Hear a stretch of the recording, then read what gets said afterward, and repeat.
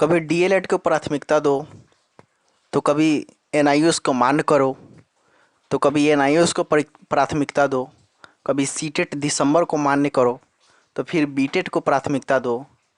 पहले बीएड वाला का होना चाहिए, पहले डीएड वाला का होना चाहिए। ऐसा ही हो रहा है ना अभी। हाँ जी हाँ, हम बात कर रहे हैं प्रारंभिक शिक्षक बहाली के बारे में। और प्रारंभिक शिक्षक बहाली में जैसा कि हमें और आपको और हमारे आपके द्वारा ही यह काम किया जा रहा है। नमस्कार, स्वागत है आप सभी का एन टीचिंग के इस यूट्यूब फैमिली में। और मैं हूं Aditya, N teaching YouTube family की तरफ से। हम लोग मेन मुद्दा पे नहीं जा रहा है, लेकिन अनाप शनाप की बातों पर ज़्यादा मुद्दा उठा रहे हैं कि प्राथमिकता उसको मिलना चाहिए, प्राथमिकता उसको मिलना चाहिए, प्राथमिकता उसको मिलना चाहिए, पहले मेरा होना चाहिए, पहले मेरा होना चाहिए। एक्चुअल में हम लोग क्या कर रहे हैं कि हम लोग हमेशा व्यक्तिगत रूप से सोच रहे हैं कि मेरा हो जाना चाहिए।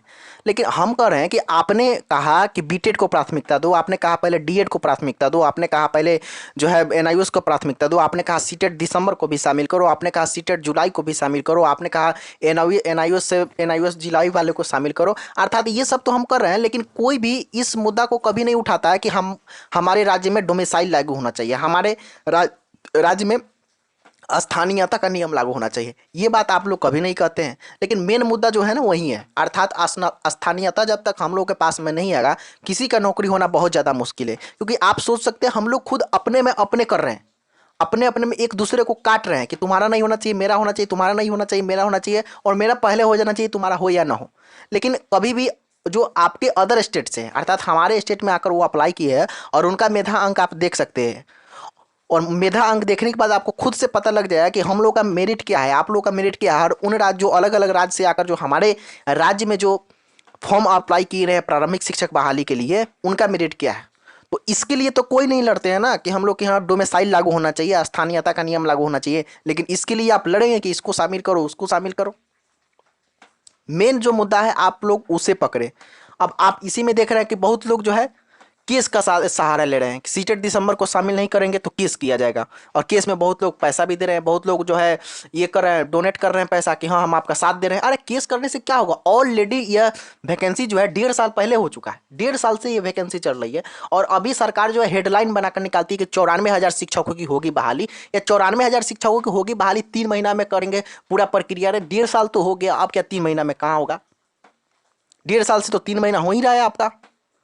तो आप सीधा सीधा यह समझे कि आपको कहीं ना कहीं टर्न करने की कोशिश की जा रही है, आपको भटकाने की कोशिश की जा रही है। लेकिन आप लोग अपने अपने स्वार्थ में इस चीज को नहीं समझ रहे हैं और केस करने जा रहे हैं। आप सीटेट दिसंबर की केस करना है, उसके बाद केस से क्या मिलेगा, 2 महीना में आपका जजमेंट आ जाएगा। भारत की न्यायिक व्यवस्था इतना ज्यादा मजबूत है, इतना ज्यादा स्ट्रांग है कि आपको 15 दिन में न्याय दे देगा क्या।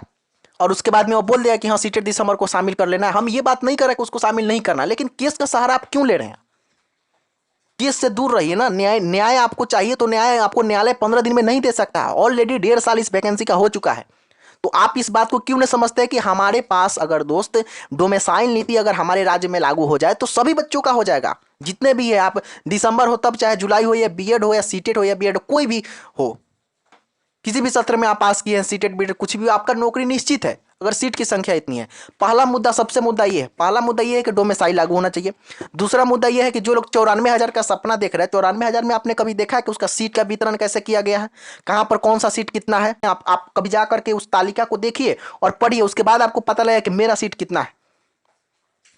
पहला मुद्दा आपको ये उठाना चाहिए कि डोमिसाइल नीति लागू हो। दूसरा मुद्दा ये कि जहां पर लेडीज कैंडिडेट का जो सीट रखा गया है, ठीक है, लेडीज कैंडिडेट पर अगर वहां पर अगर कैंडिडेट नहीं हो रहा, वहां पर पुरुष का बहाली कीजिए, सबका नौकरी हो जाएगा। कोई नहीं बच सकता है। बिहार में शिक्षा में इतना ज्यादा शिक्षकों की कमी है, कोई बच ही नहीं सकता, ये इसका गारंटी हम कर रहे हैं आपको।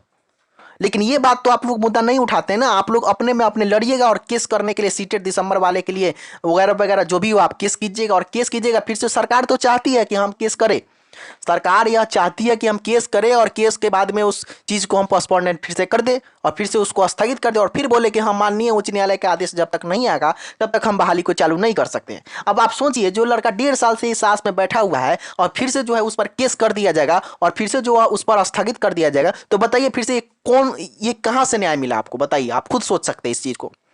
सबका एक अपना क्रम बनाया गया, एक अपना सीढ़ी बनाया गया है, उसी सिनेरियो के अनुसार चलिए ना।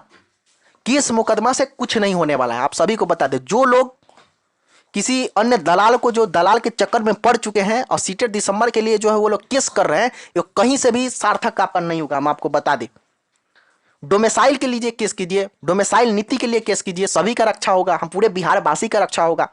लेडीज कैंडिडेट जहां पर नहीं है वहां पर जेंट्स कैंडिडेट को जो है, लेडीज के लिए कैंडिडेट नहीं मिले पर वहां पर जेंट्स कैंडिडेट को अलाउ किया जाए, इस मुद्दा को उठाइए। लेकिन ये मुद्दा तो आप लोग उठाएंगे नहीं, अपने में अपने सिर पर लड़ेंगे। हम आपको यही इस वीडियो में सिर्फ यही कहने आए हैं कि आप सभी लोग जो भी दलाल के चक्कर में पड़ चुके हैं या पढ़ने वाले हैं, वे लोग सतर्क हो जाए, किसी भी तरह का केस के मुद्दा में आप लोग न जाए। प्लीज़ प्लीज़ प्लीज़ हम आप सभी से रिक्वेस्ट करते हैं, इससे आपको घाटा है, सभी बिहार के तमाम अभ्यर्थियों को घाटा है अगर न्यायालय में फिर से यह मामला पहुंचता है तो।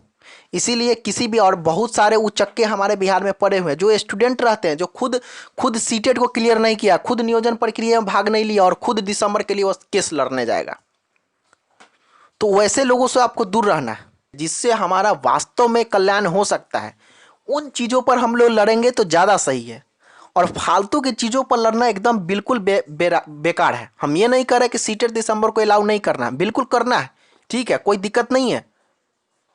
लेकिन डोमिसाइल के लिए लड़िए, स्थानीयता के लिए लड़िए। जब अन्य राज्य के बच्चे इधर फॉर्म में से निकल जाएंगे ना, तो अपने आप उसका सिलेक्शन, आपका सिलेक्शन हो जाएगा। लेकिन इस बात को समझने की ज़रूरत है। मुझे आशा है कि आप हमारी बात को समझे होंगे। अगर समझे होंगे तो आप अपना कमेंट सुझाव अपना सुझाव जो है कमेंट बॉक्स में ज़रूर दीजिएगा। मिलते हैं फिर से आपको प्रारंभिक शिक्षक बहाली या एसटीटी से संबंधित मुद्दा को लेकर के नेक्स्ट वीडियो में। तब तक के लिए जय हिंद, वंदे मातरम।